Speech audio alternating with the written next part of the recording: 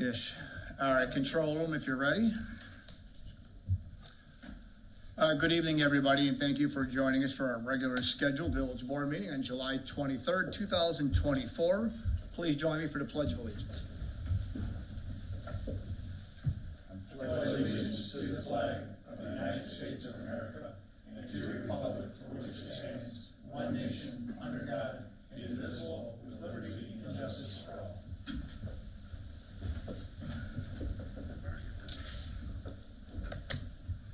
Lana, roll call, please. Mayor DeBold. Here. Trustees Amos. Here. Brockman. Here. Carroll. Here. Chapman. Luciano. Here. And Selfridge. Here. All right, we do have a quorum for this evening to conduct village business. With that, we'll move forward on the agenda to our citizen section of the agenda. Are there any citizens wishing to address the village board this evening? Seeing none, we will move into this evening's consent agenda. Item number 1 will be approval of the regular meeting minutes for July 9th, 2024. Second will be approval of accounts payable in the amount of $495,120.60. Item 3 will be approval of a payment in the amount of $45,910.05 to Crown Equipment for a forklift. 4 is for approval of a payment in the amount of $62,223 to Landscape Structures for the River Oaks Park Playground Equipment. Item 5 is approval of a payment in the amount of $51,749.95 to Compmen for River's Edge Playground Equipment. And item number 6 will be approval of the payment in the amount of $22,098.84 to White & Company for River's Edge Park. Are there any items a trustee has any questions or would like any further clarification? I'll make a motion to approve the consent agenda. Second. Motion Luciano, second Carroll. Roll call, please. Brockman. Yes. Carroll. Yes. Luciano. Yes. Selfridge. Yes. And Amos. Yes. All right, thank you. And I apologize for the tongue twister for some reason. I don't know what's going on. I apologize. With that, we'll move into reports and communications. I don't have anything that we need to address tonight. Lana, is there anything that you had received prior to this evening's agenda? Okay. Thank you. We'll move into our order of business for the evening. Item number 1 will be consideration for approval of an ordinance granting a conditional use for an amusement establishment for X-Golf Shorewood, 1004 Brook Forest Avenue, Shorewood. This item is up for a first read. And over to Trustee Brockman. Thank you, Mayor. Jeff Bass, Natalie, was that who was before us that night? Yes. Came before us requesting this conditional use. We held a public hearing. No one spoke for or against it from the public. Comes here with a 5-0 vote. We had a short discussion about what he plans there and comes here, like I said, with a 5-0 vote. Natalie, you want to add a little?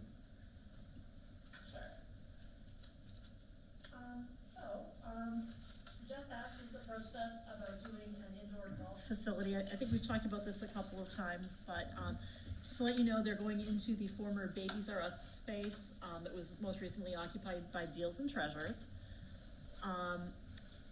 The picture that'll appear on the screen now will show you the unit. It's basically between the existing Marshalls and the Staples store. The business is essentially called a virtual golf simulator. It operates a lot like a bowling alley would, in that people will come, they will reserve some space and play in groups of up to 6 people.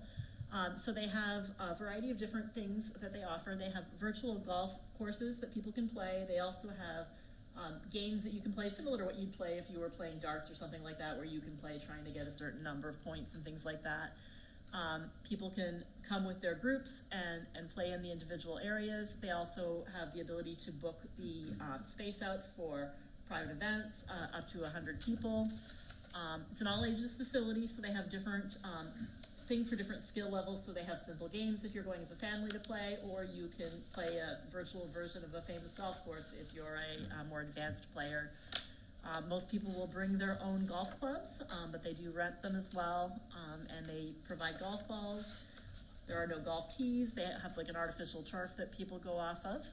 They're open from 9 a.m. till 10 a.m. Sunday through Thursday, and from 9 AM till noon on Friday and Saturday. As I mentioned, the days are 17 by 17. They have screens. Hopefully we'll see those on the, oh my goodness, I am not projecting properly, I'm sorry. We'll skip the presentation. They have screens where you can see the golf courses. They'll also have netting behind them, so there's protection against, the balls, and there's a 3-foot walkway, so they won't be banging any balls right up against the Marshall's building or anything like that. They also, similar to a bowling alley, have tables where people can sit at while they're waiting for their turn to be up to the tee.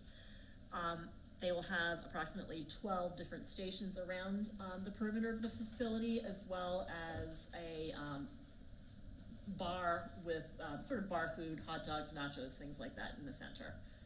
Their busiest time period will be in the usually in the winter or the poorer weather, but they do have leagues and classes and things like that that operate year-round.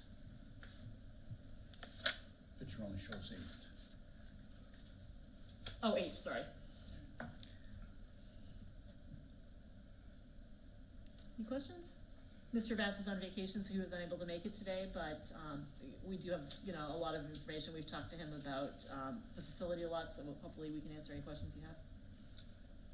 I'll make a motion for approval of an ordinance granting a conditional use for an amusement establishment for ex-golf Shorewood, and waive the second reading. Second. Motion trustee Luciano, seconded by trustee Amos. Roll call, please. Carol, Yes. Luciano, Yes. Selfridge, Yes. Amos. Yes. And Brockman. Yes. All right, item number 1's been approved. Business item number 2 will be consideration for approval of a resolution accepting a final plat of subdivision for Shorewood Market Street, second re-subdivision. This item is over to trustee Brockman. Thank you again, Mayor. Short discussion on this with Dollar Tree did have a concept plan before planning and zoning, and we had gone through that pretty well, so it was a short discussion. It comes here again with a 5-0 vote. And Natalie, did you want to add anything about Dollar Tree?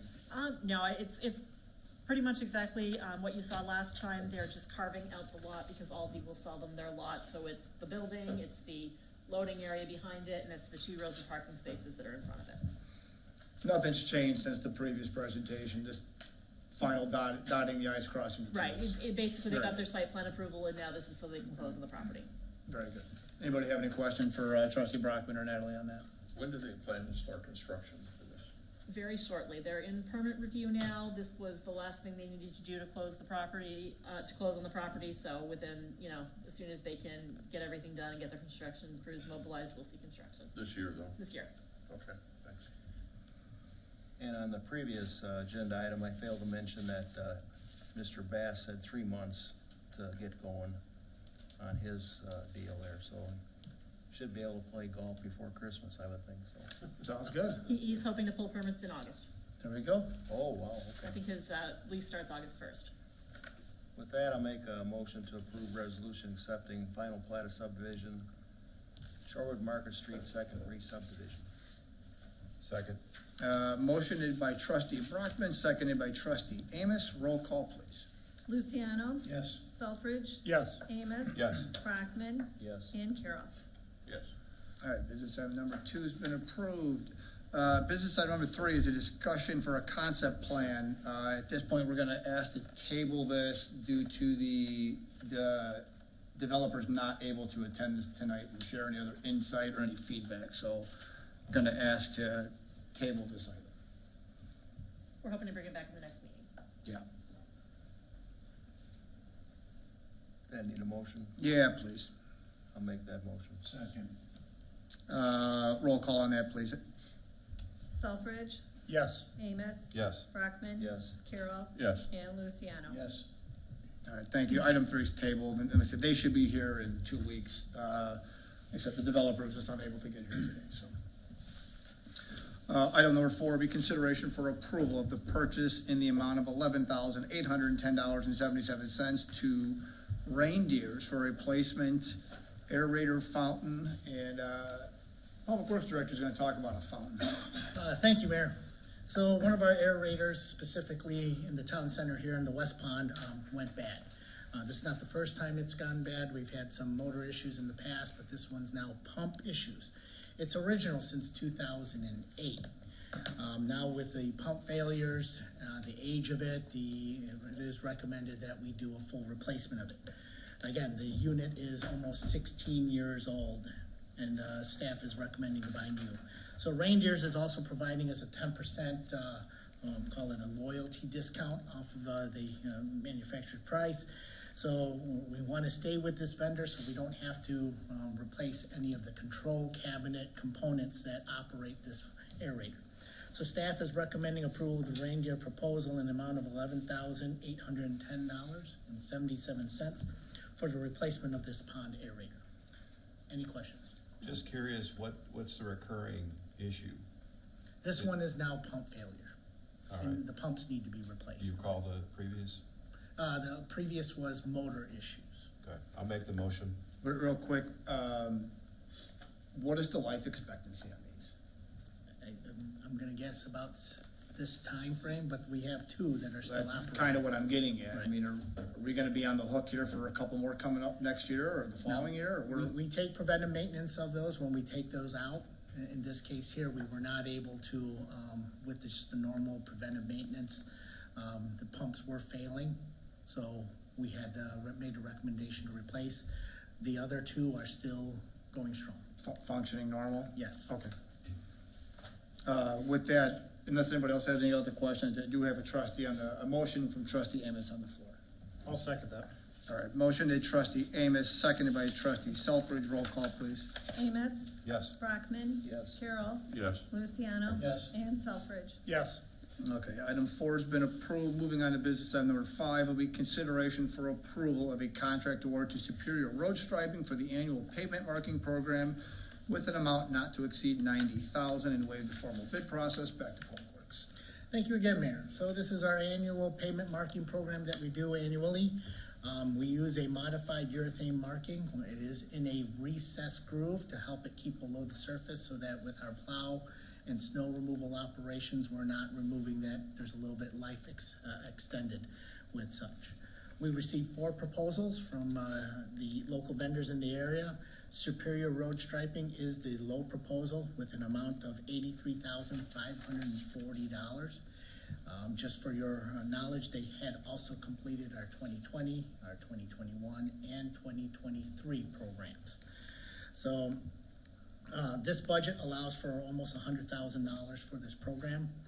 We are requesting a not to exceed amount of approximately $90,000 to provide a small contingency for actual quantities installed. Staff is recommending the village board waive the formal bid process and approve the proposal from Superior Road Striping with an amount not to exceed $90,000. Any questions? Are these the same streets that were done last year? No, these are different streets. Okay. There's quite a bit of discrepancy between some of these. They're bidding on the same thing. Yes, we gave them the same map, same quantities.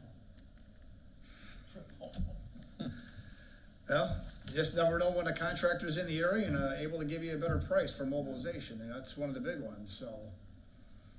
But, Just curious, how long do striping last? Couple years? About 5 years, Okay. depending on amount of traffic, and then, of course, snow removal operations. It does take a toll on them, even Thank though you. they're in the recess. I'll make a motion for the approval of a contract award to Superior Road Striping for the annual pavement marking program with an amount not to exceed $90,000 and waive the formal bid process. Second. motion Selfridge, second Luciano. Roll call, please. Brockman. Yes. Carroll. Yes. Luciano. Yes. Selfridge. Yes. And Amos. Yes. Business item number 5 has been approved. Item number 6 will be consideration for approval of a proposal from J.L. Adler Roofing and Sheet Metal for the police department facility roof repairs in the amount not to exceed $80,000 and waive the formal bid process. L'Oreal. Thank you again, Mayor. So our police department facility needs a little love and attention. There is a part of the portion of the roof that is leaking, the south half. Just for, if you do recall, we did redo the north half of the police department roof back in 2020. We are now focusing on the south half, which is over the administration portion of their facility. This repair will focus with the removal of the membrane. There will be, of course, some concerns regarding what they will peel back and what we find. We received 2 proposals. One is JL Adler Roofing is the low proposal. They were also the contractor that completed the roof replacement in 2020 at the PD. Their proposal amount is $71,550. We are also requesting an amount of approximately $80,000 to cover any of those unknowns as we peel off that roof. For all the major maintenance repairs, we have a total budget of $124,000 for the work at the PD. Staff is recommending the village board waive the formal bid process and award the contract to JL Adler Roofing and Sheet Metal in an amount not to exceed $80,000 for the roof repairs at the police department. Any questions? With this repair, the entirety of the roof now is good to go, should be good to go? We would like to say so, yes. All right. Okay. I'll make the motion as read. Motion trustee Amos, second trustee Carroll. Roll call, please. Carroll, Yes. Luciano, Yes. Selfridge, Yes. Amos, Yes. and Brockman. Yes. All right, business item number 7 will be consideration for approval of a proposal from Champion Drywall for the police department facility exterior wall and door replacement in the amount of $23,080 and waive the formal bid process. Public Works, one more time. Thank you again. So now continuing with the repairs at the police department, the exterior walls is an exterior insulation finish system. They also call that for short EFIS. Okay, so some of that EFIS sections on the exterior of the police department is beginning to separate from the actual wall structure. This probably has been occurring because of the roof leaks that we've had. And in addition to that, the west elevation door for the facility also needs adjustment. The hardware is now worn out and it does no longer closes properly. So when it's all done, all of this will also need an exterior repaint. We received 3 quotes for all of this work, for the EFIS replacement and for the door. Champion Drywall provided a not-to-exceed cost of $39,580, and they also provided breakdowns with time, labor, and approximate material costs that will complete each of those tasks. Staff is recommending the village board waive, again, the formal bid process and approve the proposal from Champion Drywall in the amount not to exceed $39,580 for the PD wall and door repairs. Nori, I'll clarify your price, please.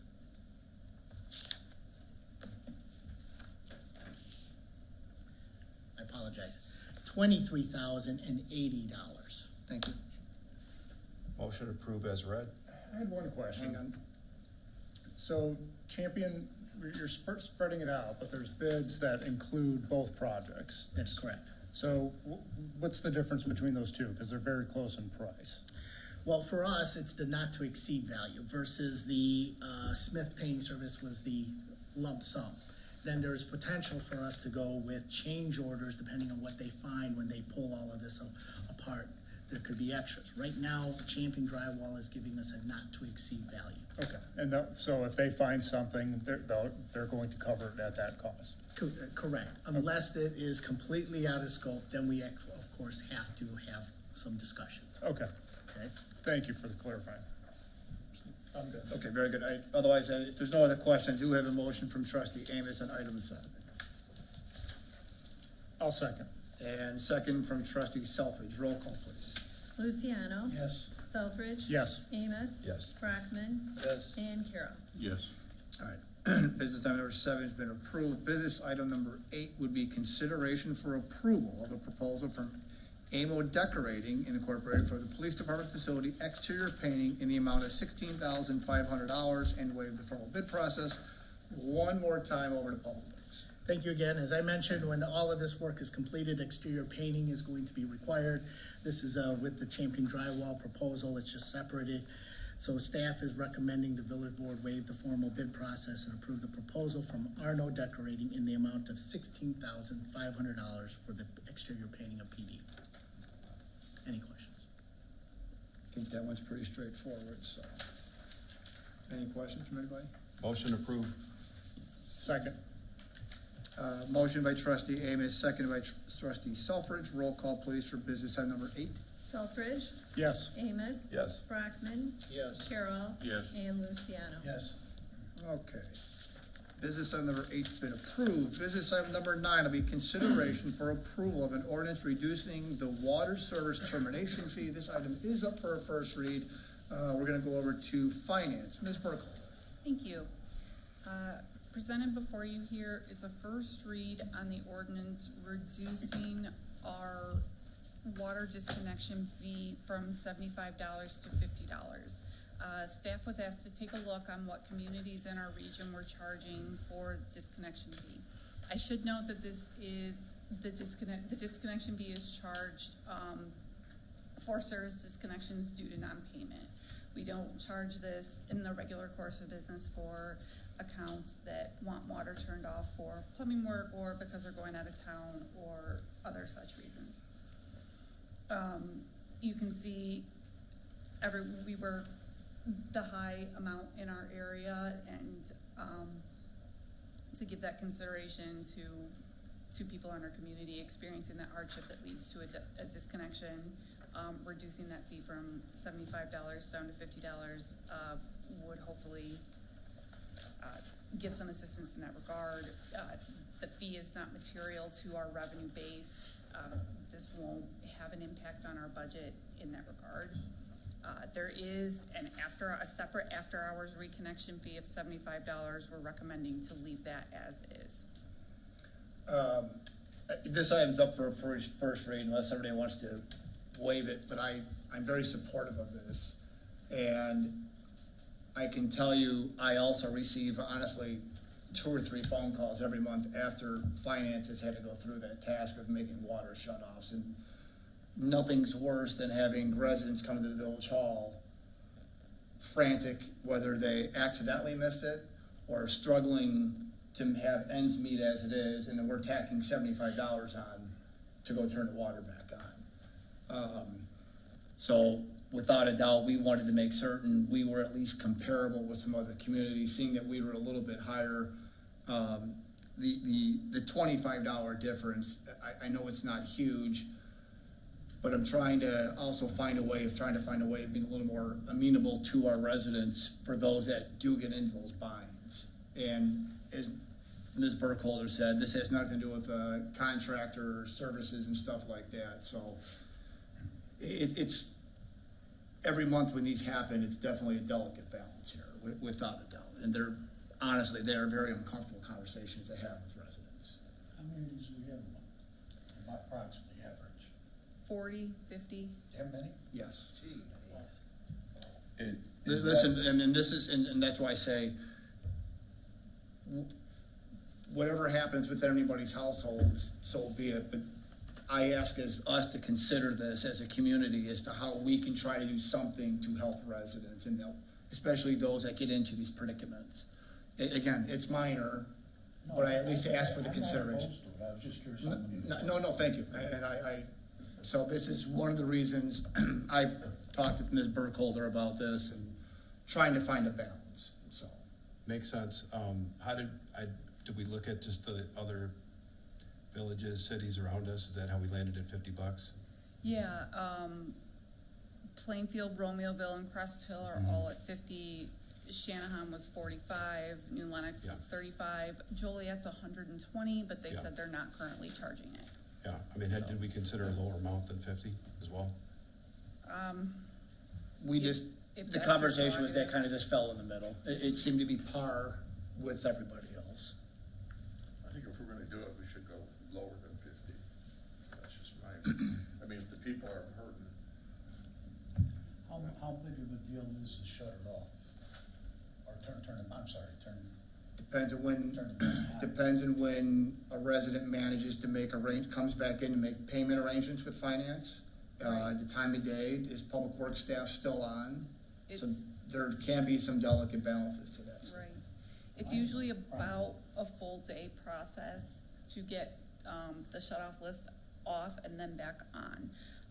I can tell you that before the shut-off fee was $75, it had been $25. Our thought process and the transition to $75 was perhaps it would serve as an incentive to not be on the water shut-off list. And also I should notice that anybody receiving a shut-off notice that makes a payment arrangement will also not be shut off. Correct. So if you receive a shut-off notice and you're unable to make payment, please call us and tell us what you're capable of doing. We're very flexible. We'll work with anybody. We don't want to shut you off either. We can do whatever the board is comfortable with, and, yeah, and I'm 100% on board with whatever the board so chooses, but, finance looked into it and at least wanted to engage, again, this item's only up for a first Yeah. read, so, What did you recommend? 25. 25?